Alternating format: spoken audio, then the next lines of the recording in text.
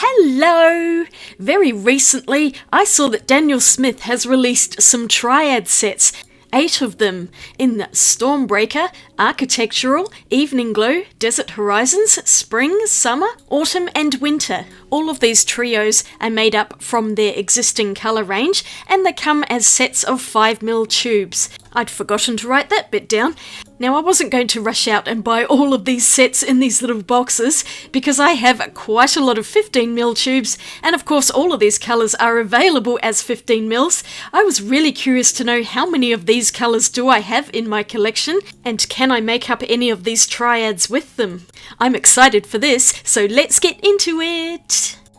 It turns out I did have quite a lot of these, 2/3 of them to be exact, and I was just going through ticking the ones that I owned already, and then I'll see what's left. I had at least one of them from all of the sets, sometimes more, and these two, I had all of them, so that was a good start. And out of 24 colours, I'm missing 8 of them.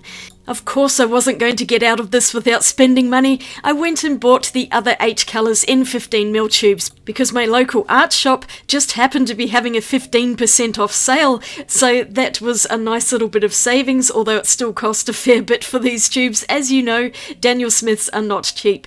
But I've been collecting these paints over numerous years, and now I can tick off all of the rest of this list, and now I have all of the colours for these 8 Triad sets. The excitement is worth the money. Here are the new additions, Prussian Blue, and then next I've got Lavender. I've been wanting to get that one for quite a while, along with this next one, Shadow Violet. And then another to add to my Primatech collection, Amazonite Genuine. And then last here is Burnt Sienna Light. Now moving over to this side, there's Hansa Yellow Light. I only had Hansa Yellow Medium. Next is Ultramarine Turquoise. I had Phthalo Turquoise already in my collection. And last is Naples Yellow. I was dying to swatch all my new ones out, but first of all I thought I'd better get all of the other colours out. They're all way out of order, but I spotted one immediately, this French Ultramarine, so I shall pull that out of the pile, and then I had to rummage through the rest of the box to find all of the others. And here they all are. I thought this would be a good thumbnail with all of the colours laid out. I'm glad I actually had them all and didn't have to go back to the shop to get any that I'd missed. Now I need to organise them into some half pans before I swatch everything out. I do have one large tin of Daniel Smith's, but it has become quite disorganised because I've collected paints over time, and there's a few in here which have been sent to me, so I don't have the tubes, I've just got them in pans. This Lunar Earth and the Quinacridone Pink above it, for example. So they're out of order. I don't have enough room for all of the rest of the colours that I've added to my collection, and so actually quite a lot of the tubes that I already owned haven't been poured into half pans. I do have a little collection of Primatechs, but annoyingly there's more than will fit on the 2 lines, so I'm kind of thinking I just want to make up a huge collection of all of my paints. That's going to be a future video, and I'll get there eventually. But I figured I might as well pull out the half pans that match the colours in these triads so that I don't have to pour new ones out. I could just add to some of the older ones, then I can pull out some empty half pans for the rest. And this is why I label all of my half pans with Sharpies, so I can do this easily and not get confused as to which is which. Although, do you think I could find Bloodstone? It's right up the top there. Here are all of the existing half pans I had, except for 2 of them which I found later when I was doing this. I found a bag of empty half pans in my stash, plenty to fill up there. I'm also going to top up all of these ones with some new paint on the top so everything's fresh and will paint out equally. I've got this tin which holds 24 half pans, exactly the amount that I need, so this is going to work out well. And I'll be right back once I've filled everything. Oh, and I do have some other new Daniel Smith colours, which I showed in a haul video. I'm going to do these in a separate video in a few weeks' time, so look out for that too. But in the meantime, I've filled up this whole palette with all of the Triad colours. They're looking lovely and juicy. I'm going to let this sit overnight to dry out a bit before I swatch them, which of course will be right now. This box is getting fuller and heavier too. I don't have a paint collecting problem at all. I really needed to wash my painty hands. The following day, the paints had pretty much dried. They're a little tacky, but they're easy enough to work with now. And I'm just going to put these 2 bars in to hold all of those pans in there nice and snugly, and then they won't fall out while I'm moving the box around. I've kept them in the order of their triads, and I'm going to be using my A4 Hahnemuhle sketchbook. I'm trying to get through it. I don't really like the paper, but it is cotton and it should be fine for swatching. I've ruled out all of the charts. I've got themes on this side, and then on the other I've got the 4 seasons. I've also left space underneath the boxes so I can just kind of mix the colours together and see what happens. Hurry up and get painting, Becky! I'll go through each triad and try to show you the palette as well. I put water down to start with, just so that we can see how the paints run. And firstly we have Stormbreaker, Bloodstone Genuine. I absolutely love this paint. It is one of my all-time favourite Daniel Smiths. It's a Primatech, so it's made from bloodstone itself, according to their website anyway, and it's got the most amazing granulation in it. It's transparent and non-staining, and I'm just throwing a bit of paint around so we can see how it flows. I'm also going to paint a strip of the mass tone underneath so you can see how dark the paints are without any water added as well onto the paper. I'll link the trios on Daniel Smith's website because they have a detailed description of all of the colours along with the pigments and their properties. This next one is Iridescent Electric Blue. Now the pigments say PW20 and PW6. I think the 20 is the mica, and I guess that's where the blue comes from because the PW6 is a titanium white, isn't it? I don't know, this one confuses me, but it is quite shiny. It's hard to see that now. I will show that later when everything's dry. It's a very pretty colour once it gets going, although like most mica colours, it will dry really solid in the pan and it does need to be activated with water before you start using it, so leave the water to sit for a few minutes. Last in this trio is Prussian Blue. Now this is one of the new to me colours and it's an absolute gorgeous one. Look at that beautiful flow in the water. This was my first time painting it out and I'm already loving it. All 3 of these colours are considered to be granulating and they all have a light fastness of 1, which is excellent. I've heard that pigment PB27, which is Prussian Blue, can be a bit funny in that it might change in the light, but then when it's back in the dark it will go back to its regular colour. I don't know how true that is. I'm curious to know if anyone has noticed this. But now I'm just going to have a bit of fun putting a big splodge of water here and just dropping the colours in to see what kind of mixes I can get from the 3. So I put down some bloodstone, then some of this shiny electric blue, and then last of all the Prussian Blue, letting them flow into each other, and you can just see the amazing granulation from that bloodstone. It's such a stunning colour, and the bloodstone's really useful for painting rocks, things like that. I really like these 3 colours together. I think they work super well, and Daniel Smith says to command the drama of the elements with this bold and brooding trio. They weren't wrong with that. I think it looks really stormy and beautiful. I just needed to add a little bit more bloodstone because it wasn't quite dark enough for my liking. Moving on to the next trio, and we have Architectural. First is Buff Titanium.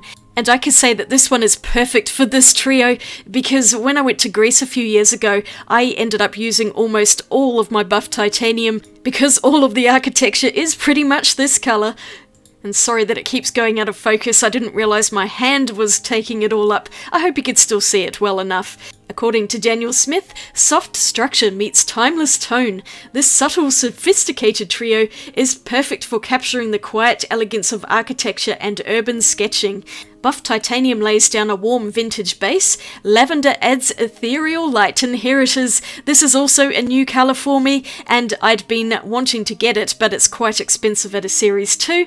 It's really pretty, a beautiful pastel shade, and I just love how it runs in water. It does have quite a mix of pigments in it, but it's a lovely colour to use as a convenience one, and I'm far too lazy to be mixing it for myself, and I'm just trying to show you me activating the last one here, which is Sepia. Now I've had this one for a while. It's a really pretty brown. It's a bit richer than I would expect a sepia to be. Normally sepia is a little bit blacker, and this one feels more like a burnt umber, but it's still a really lovely colour. Not quite as dark as I would like when I'm reactivating it from dry like this. It does take a little while to get going, and this is about as dark of a mass tone as I can achieve from it, which is still pretty dark. And once again, just doing some mixes underneath. All 3 of these colours have been given a light fast rating of 1, meaning excellent again, and they are all considered to be granulating. Once they're all dry, I will show you all of the trios in detail with a few close-ups. But I started to get a rhythm here, and I realized that I need to put the sepia on the left side as well as the right so that all three colors can be mixed with each other, if that makes sense. Normally I would do this either in a triangle or a circle, but I didn't have enough space to do that, so I'm just creating a line. This colour trio is a bit more subtle than the previous one, but I actually really like the three together. Lavender and sepia create this gorgeous neutral grey, which I really like. The next triad is Evening Glow, starting off with New Gamboge, and this is one of the first colours I ever bought by Daniel Smith. It's absolutely beautiful. It's one of my all-time favourite yellows. Lovely and warm, leaning slightly towards orange, but when it's diluted out it goes quite yellow, and you can probably see how dark it gets in its mass tone. It's a beautiful colour. Next is Manganese Blue Hue, another one that I had in my collection. This one's made from PB15, which is phthalo blue, although it is much lighter than any other phthalo blue I've ever tried. It's quite low tinting, but it actually works really well for sky. I've used it a lot for that. Phthalo blue, green shade and red shade are just far too vibrant for a sky to make it look natural, whereas this one does dilute out a lot more. I did struggle a bit with this one to get a darker mass tone. That's about as good as it gets. Here's another new to me colour, Shadow Violet, and this is the first time I'm swatching it out. I was really curious about this one. I'd wanted to buy it, but it is a Series 2.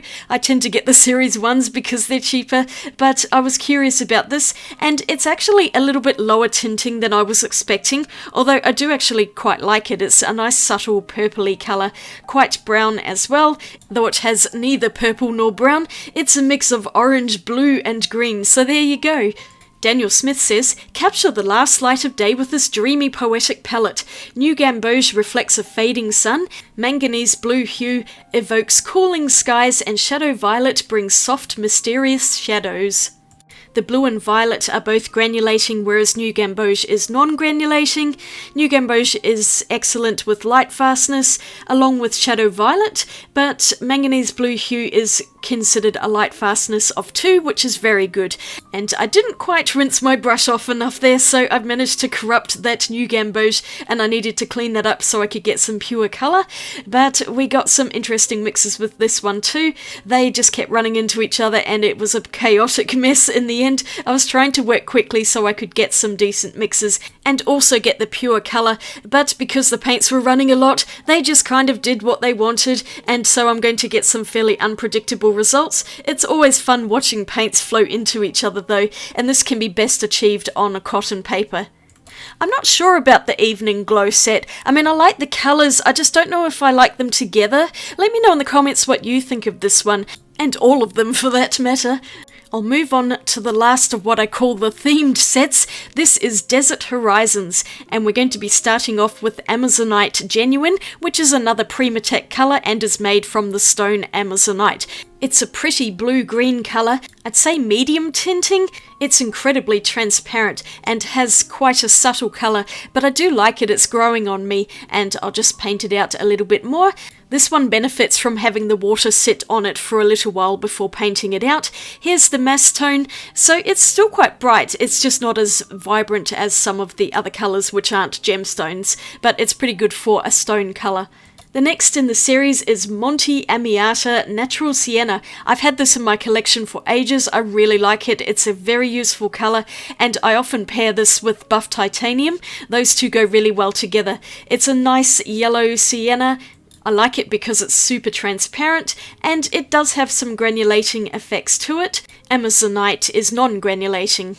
All three of these colours are Light Fastness 1 in the Excellent range, and this last one is Burnt Sienna Light. Now, I was a bit reluctant to get this because I have Burnt Sienna, but actually I really like this one a lot better than the Burnt Sienna. It's a bit brighter and it's got a lovely reddish-orange tone that I really like. Daniel Smith's Burnt Sienna, I think, is a bit lower tinting than this particular colour, so I would probably reach for this one more often.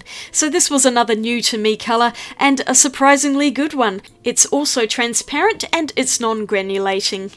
I like these three colours together, and I can picture Desert Horizons with them, although I could see Manganese Blue Hue instead of Amazonite Genuine. Those would be more Australian desert colours. but I do also really like the Amazonite, so it's not a problem. And Daniel Smith says these three are inspired by sun-drenched landscapes and wide open spaces. The gem-like glow of Amazonite contrasts beautifully with the soft warmth of Mont Amiata, and the gentle earthiness of burnt sienna light. Ideal for painting canyons, cliffs, and golden horizons. They mix together nicely, and there's lots of warm colours in here, earthy tones, and they all work well together. So far so good with these, I really like them all. Now let's paint the 4 seasons. Starting off with spring, and the first one in the trio is Hansa Yellow Light. This is another new one for me. Before this I had Hansa Yellow Medium and also a Lemon Yellow. I didn't think I needed this one, but actually it's a really vibrant colour and I do like it a lot. I can see me choosing this one for future palettes. It's a very good light fastness of 2. Semi-transparent and non-granulating. It's a very bright yellow and looks almost fluorescent, and I hadn't washed my brush properly, so I did need to dab that water off and start again. I didn't want to contaminate the next one, which is a fluorescent colour. It's opera pink, and of course it is considered to be a light fastness of 4 or fugitive, but I can forgive that because it is such a beautiful colour. I know a lot of people love opera pink, and I do too. It does take a little while to get activating, but once you get it going, it's very brightly pink, transparent, and granulating, which is quite interesting. We'll see that a bit later when it fully dries. So the first 2 colours are incredibly bright, and this next one, interestingly enough, is not quite as bright as those, although it is still a really beautiful colour. I've had this one in my collection for a while too. This is Cobalt Teal Blue, and this has a lot of granulation in it, so it's a really pretty one. It is made from a cobalt pigment and not a hue. This one is an excellent light fastness, and of course it would be because it's a natural pigment. So I guess if you paint with these 3, this one's going to last the longest. The opera pink will fade out the first, but it doesn't matter for a sketchbook like this, and aren't those 3 colours really pretty together? Let me just do a few more mixes. Awaken your palette with the joyful hues of spring. This set bursts with energy. Sunny Hansa Yellow Light, vibrant opera pink, and the crisp, refreshing tones of cobalt teal blue. Perfect for florals, fresh skies, and the optimism of new beginnings. It also creates a really lovely green between the teal and the yellow, which I feel is quite spring-like. And then there's quite a peachy colour between the yellow and pink. So they all do mix nicely together. I was even able to get quite a pretty purple with this pink and teal blue colour. I'm not sure if I consider this one to be completely spring or just really psychedelic. It could also work well for summer, and I do lean towards these being more summer colours. But speaking of which, here is the summer palette. And the first colour here, Quinacridone Rose, is actually quite similar to the Opera Pink. I'm just activating it with water. It's a bit more subtle than Opera Pink, but it's got that lovely pinkish tone to it, and I really love this colour. I've had this one for quite a long time too. It's excellent for mixing with blue to make purple. It re-wets easily, and I was making a fairly dark mass tone here. Or saturated at least. It's non-granulating and it's an excellent light fastness, so it's a really great colour to have in your collection. And now I'm thinking about it, summer is actually quite similar to spring, as they both have a pink, a teal and a yellow, although they're quite different from each other in the end. This is a new to me colour, Ultramarine Turquoise. I had Phthalo Turquoise already, so I wasn't really looking to get this one, but I figured I might as well to get all of the colours, and it's a really nice one. I like the way it flows in water, and it has a nice deep mass tone here. It's made up from Ultramarine Blue and Phthalo Green Blue shade. Excellent light fastness, and it's granulating because of that Ultramarine Blue.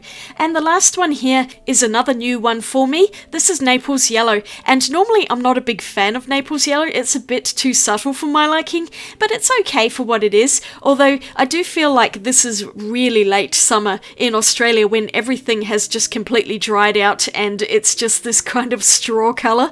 I do like the 3 together, but I think summer could have had a brighter yellow. Maybe even that new gamboge or an Indian yellow would have worked, but that's just my interpretation.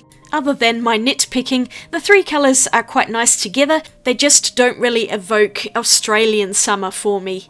Maybe in other places in the world, these 3 colours are perfect. Daniel Smith says, to bask in the warm glowing colours of summer, the luminous quinacridone rose and breezy ultramarine turquoise balance beautifully with creamy Naples yellow, capturing the essence of sun-drenched days, tropical waters and carefree summer sunshine. Naples yellow feels more like a sandy beach to me, so I guess it's good in that respect for summer. I like some of the pretty mixes as well. That purple's very nice, and because the turquoise has a bit of green in it, I was able to get quite a decent green mix with these 2 colours here, so it's not bad overall. It's just not my favourite trio.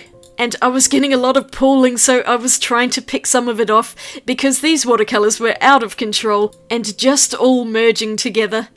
I felt summer was a bit meh, but autumn on the other hand I really like, and how can I not? The first one's Aussie Red Gold, so this one is a very relevant colour for Australia. It's a wonderful burnt orange, and I can see this one as an autumn colour, although it does also work for summer when I think of the scorched earth. But in Melbourne we have a lot of European trees, and so in summer they lose their leaves and we see lots of autumnal colours, so Aussie Red Gold is perfect for that. This one is non-granulating, whereas the other 2 colours in this trio are, and all 3 of them have an excellent light fast rating, so that's always good.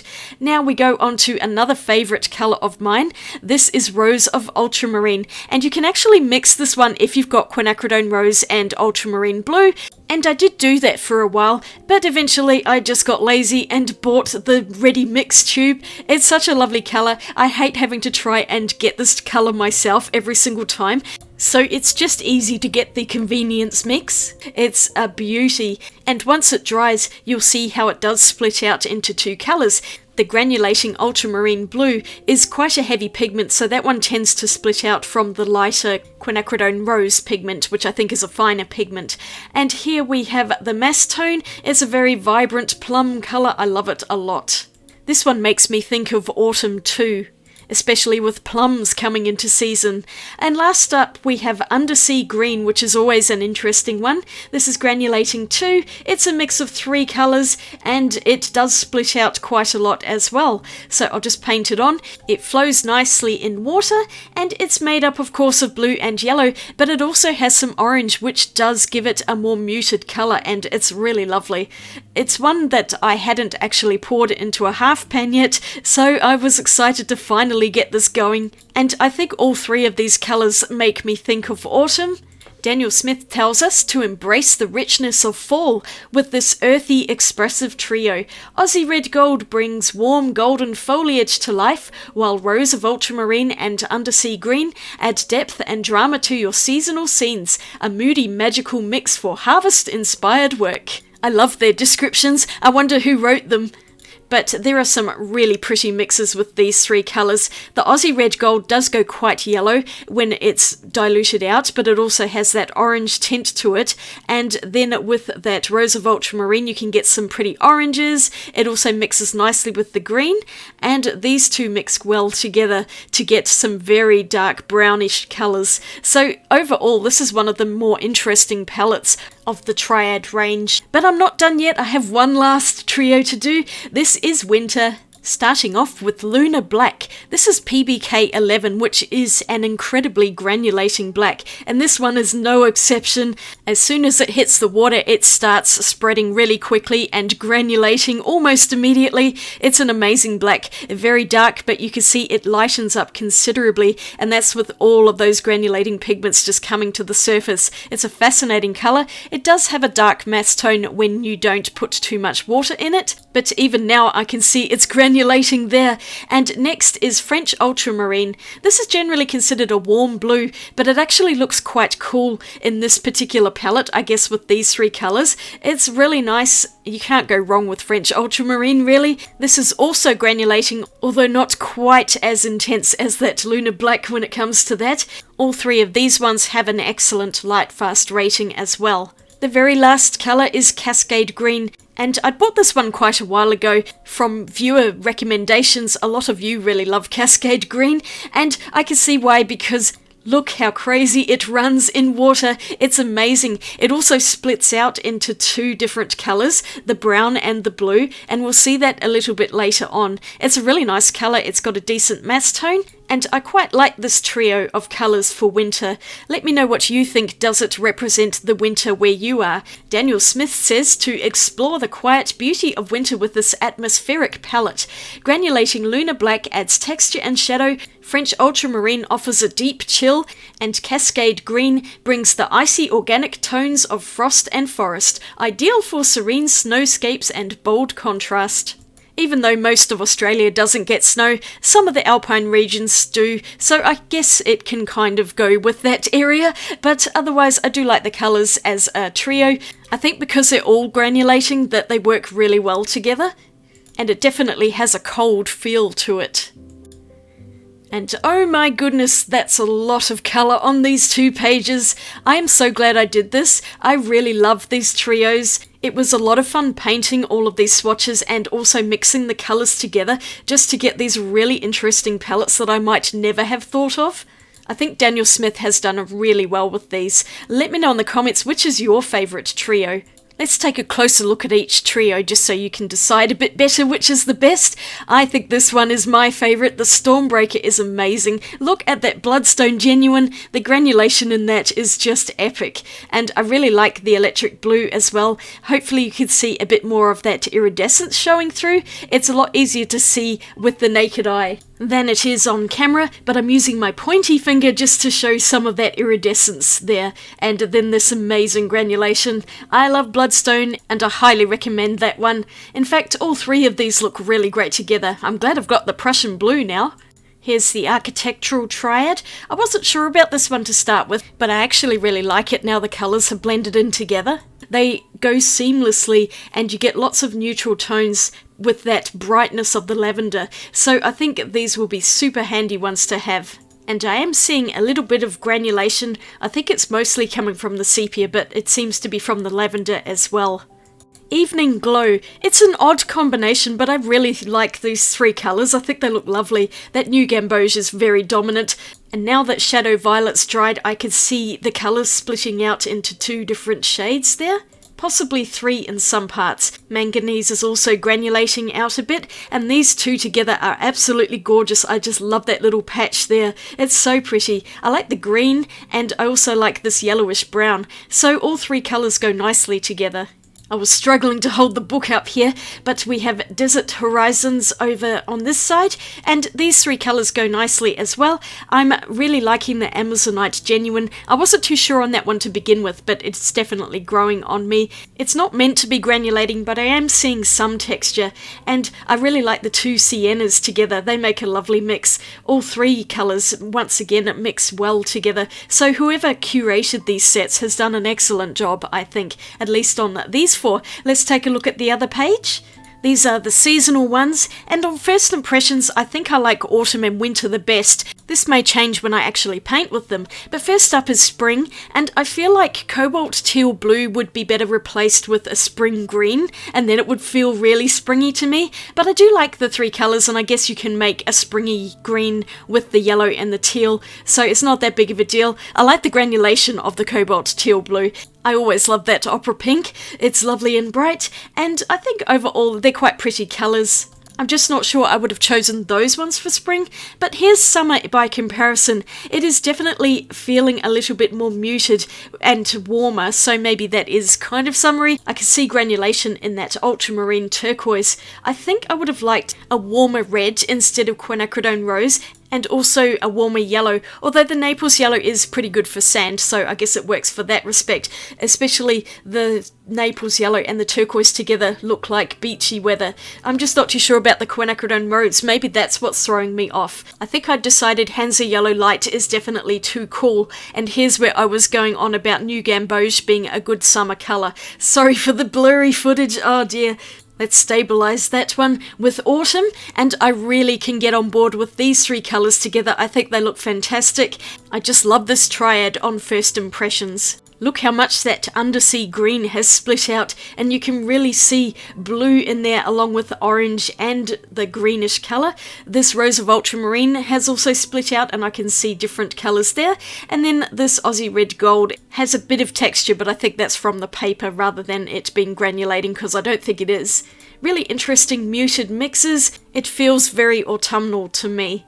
If you like full-on granulation, then the winter palette is definitely one to consider. Look at that Lunar Black, it's insane. It creates some really fascinating textures. Ultramarine's granulating nicely, and Cascade Green has really got some colour splitting going on there. I can see that line of blue, it's fascinating. Of course, if you don't like granulating paints, then I wouldn't recommend the winter set, but I really like it, I think it's interesting.